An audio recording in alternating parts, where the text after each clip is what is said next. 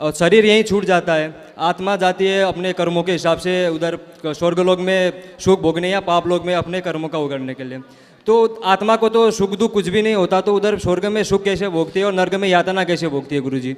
ये बताओ कि आपको सुख दुख होता है कि नहीं? हाँ होता है हमको। कैसे होता है? मन जैसा रहेगा वैसे ही, मन को सुख लगेगा तो सुखी रहते हैं, दुखी रहता है तो दुखी रहते हैं। हाँ, इसी को कहते हैं सूक्ष्म शरीर। हमारे पास 3 शरीर होते हैं।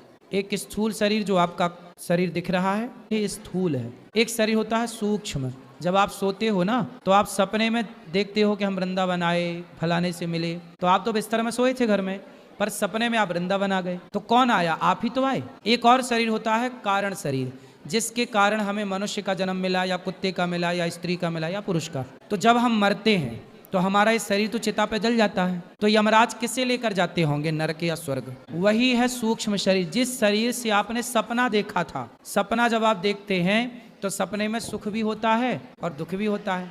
सपने में तो शरीर को सुख या दुख नहीं होता ना गुरुजी, उसमें आप सपने में जो मेरा शरीर है उसको आप कुछ काट भी दोगे तो दर्द नहीं होगा गुरुजी। ये बताओ कि सपने में शेर दौड़े तो आदमी चिल्ला के उड़ जाता है कि नहीं?